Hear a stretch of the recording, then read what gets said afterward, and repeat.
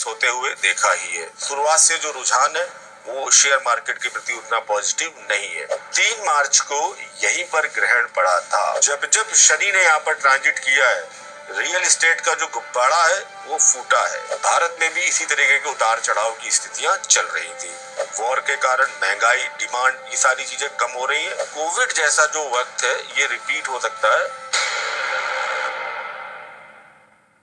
अगर आप घर खरीदने का सोच रहे हैं तो प्लीज रुक जाइए, इस वीडियो को देखिए, ये आपके लिए फायदेमंद हो सकता है। आज का जो विषय है जो हम बताने जा रहे हैं आपको, वर्तमान परिदृश्य में रियल एस्टेट को लेके क्या नजरिया दिखता है एस्ट्रोलॉजिकली, कि क्या इसमें बूम जो है वो बरकरार रहने वाली है या जो बूम बबल की तरह निकल जाने वाली है। लेकिन इस वीडियो को शुरू करने से पहले मेरी आप सबसे एक रिक्वेस्ट है कि आप हमारे इस चैनल को सब्सक्राइब करें, और आपका जो स्नेह है हमारे लिए बड़ा मायने रखता है। आपका एक जो प्रयास है वो हमारे एक माइलस्टोन, जिसको हम 1 लाख सब्सक्राइबर करना चाहते हैं, उसमें बड़ा मददगार हो सकता है। तो आप सबसे रिक्वेस्ट है इसको करें। आप सबके लिए जानकारी निशुल्क है और ऐसी ही जानकारी आपके लिए हम बनाते रहेंगे आपके सुझाव पर। तो चलिए बिना वक्त गवाए अब शुरू करते हैं रियल एस्टेट को लेके क्या चल रहा है। तो देखिए, मैं ये जरूर वादा करता हूं, अगर आप ये वीडियो अंत तक देख रहे हैं तो ये आपके लिए फायदेमंद होने वाला है, और कुछ लाख रुपए की तो आपको पक्का इस वीडियो को देखने के बाद फायदा होने वाला है। तो चलिए शुरू करते हैं। देखिए, वर्तमान विश्व परिदृश्य में जो चल रहा है उसमें रियल एस्टेट पर क्या प्रभाव पड़ने वाला है, क्या प्रॉपर्टी में आने वाले समय में बूम, या रियल एस्टेट भी शेयर मार्केट की तरह क्रैश होने वाला है। जो लोग भी प्रॉपर्टी खरीदने का सोच रहे हैं उनके लिए वीडियो महत्वपूर्ण होने वाला है। लाखों रुपए तक की बचत बड़े आराम से हो सकती है। 2026 जो कि अनिश्चितताओं से भरा हुआ वर्ष है, जो वर्ष की शुरुआत से ही दिख रहा है कि आने वाले समय में ये समस्याएं गंभीर हो सकती हैं। कोविड जैसी स्थितियों का भी हमने सामना करने को मिल सकता है। 2026-27 में हमने आपका शेयर मार्केट को क्रैश होते हुए देखा ही है। शुरुआत से जो रुझान है वो शेयर मार्केट के प्रति उतना पॉजिटिव नहीं है। तो अब क्या अगला नंबर रियल एस्टेट मार्केट का है?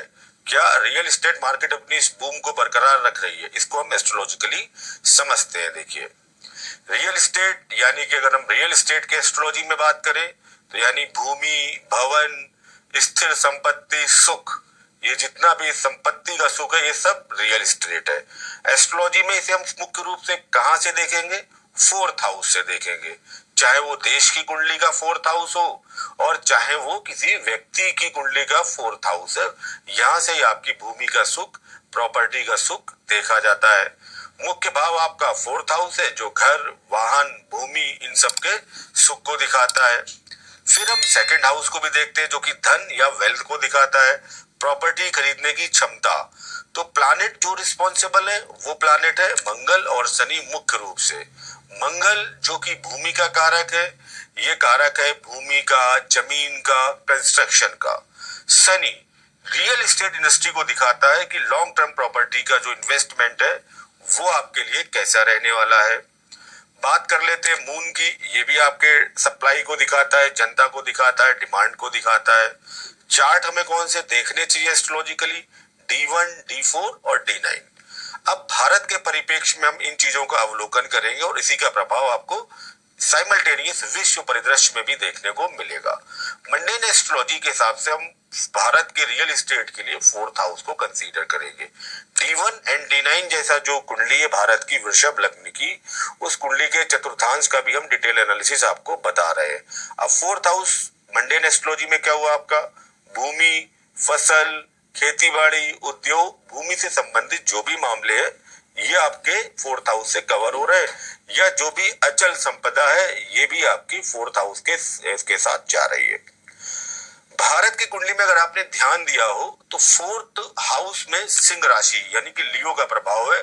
3 मार्च को यहीं पर ग्रहण पड़ा था, अगर आपने ध्यान दिया हो तो 4th हाउस संबंधित जो समस्याएं हैं वो और बढ़ेगी। ग्रहण कई बार कई महीनों तक और कई बार कई वर्षों तक उसका प्रभाव देखने को मिलता है। तो 4th हाउस से संबंधित जो समस्याएं निकट भविष्य में आपको देखने को मिलने वाली है। रियल एस्टेट भी उसी में है। अब बात कर लेते हैं मीन राशि की, जो कि जल तत्व राशि है, और जब जब शनि ने यहाँ पर ट्रांजिट किया है रियल एस्टेट मार्केट का जो गुब्बारा है वो फूटा है। इसको हम डेटा वाइज भी समझेंगे और देखिए किसी भी चीज को करंट के साथ लिंक करने के लिए उसका हमें इतिहास के प्रति जाकर भी देखना चाहिए कि क्या अप्रोच रही है पास्ट में। तो रियल एस्टेट की जो गति है शनि इस टाइम स्लो कर रहे हैं। आप पास्ट में जाएंगे, डेटा को चेक करेंगे तो आप पाएंगे सबसे पहले जो ये ट्रांजिट अगर हम ठीक 30 साल पीछे चले जाए, यानी कि 1995, 1996, 1997, तो उस समय जो लोग थोड़ा सा अपने दिमाग पर जोर डाले, एक सरकार की जो स्थिति थी, राजनीतिक स्थितियां थी, अस्थिरता भरी थी। एच.डी. देवगौड़ा, इंद्र कुमार गुजराल, सरकारें बनना, मध्यवर्ती चुनाव होना, कोई स्थिरता का यहाँ पर पूरी तरीके से अभाव होता। सरकार अस्थिर थी, प्रॉपर्टी के रेट डाउनफॉल की तरफ थे और काफी बड़े पैमाने पर उस टाइम जो भी आज के परिवेश में अगर हम देखें रियल एस्टेट तो डाउन था। महंगाई विशेष रूप से बढ़ी हुई थी, लोगों की जो बाइंग कैपेसिटी थी वो कम थी। थोड़ा सा हम और पीछे चले जाते, 30 साल पहले जब ये ट्रांजैक्शन चल रहे थे, शनि मीन राशि यानी कि जल तत्व राशि में मूव कर रहे थे। 1966, 1967, 1968 ये समय भी राजनीतिक अस्थिरता, महंगाई और संकट का ही समय था। 1995 और 98 के बीच में एशियन फाइनेंशियल क्राइसिस भी हुआ था, जिसका सीधा असर प्रॉपर्टी मार्केट में हुआ था जब शनि मीन राशि में ट्रांजिट कर रहे थे। थाईलैंड, इंडोनेशिया और कोरिया जैसी जो एशियन कंट्री थी, यहाँ पर अगर आप डेटा उठा के देखेंगे तो रियल एस्टेट या जो प्रॉपर्टी मार्केट था पूरी तरीके से क्रैश हो चुका था। रियल एस्टेट का बबल फूट चुका था, कंस्ट्रक्शन प्रोजेक्ट आपके रुक चुके थे। भारत में भी इसी तरीके के उतार चढ़ाव की स्थितियां चल रही थी। 30 साल पहले उससे, यानी कि जो 66 to 68 का मैंने आपको समय बताया है, उस टाइम अगर आप देखें जैसे अभी यूएस का जो चल रहा है ईरान के साथ, उस टाइम इसी तरीके से वियतनाम युद्ध में भी यूएस फंसा हुआ था और जहां पर उसको हार का ही सामना करना पड़ा था या बहुत अच्छा रिजल्ट नहीं आया था।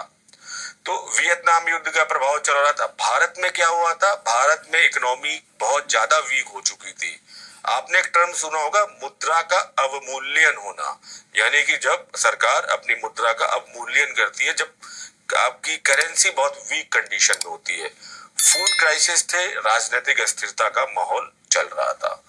तो यही जो परिवेश है, यही जो ट्रेंड है, ये 2025, 2026, 2027 में रहने वाला है। ये तीनों वर्ष राजनीतिक अस्थिरता के हिसाब से काफी अनिश्चित है।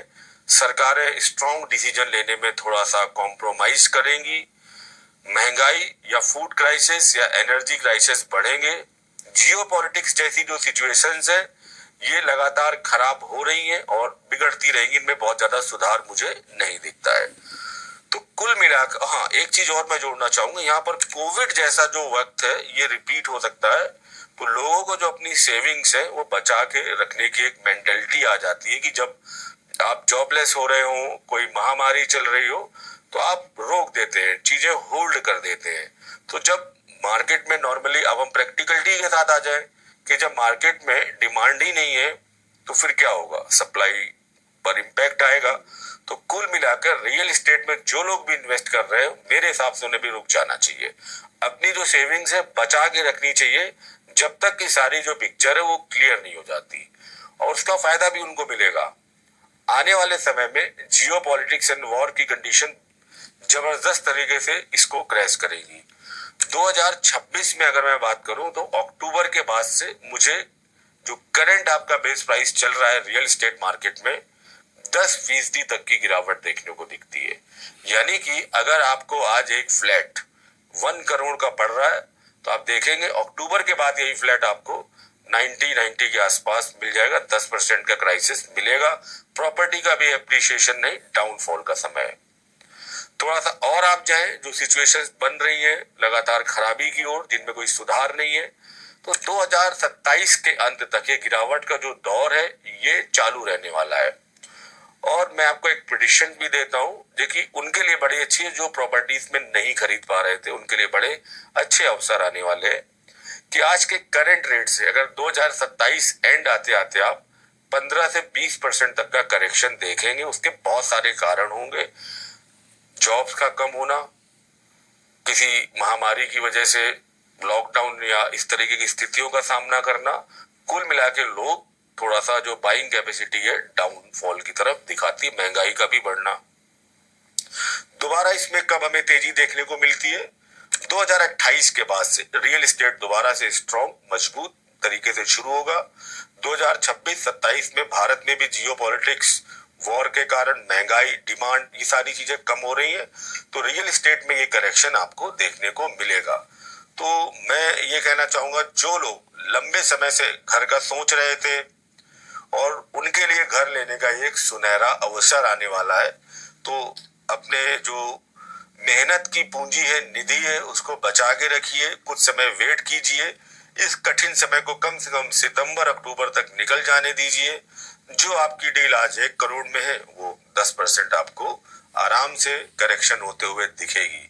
तो ये उन लोगों के लिए वीडियो काफी फायदेमंद है जो इन्वेस्ट करने का प्लान कर रहे थे।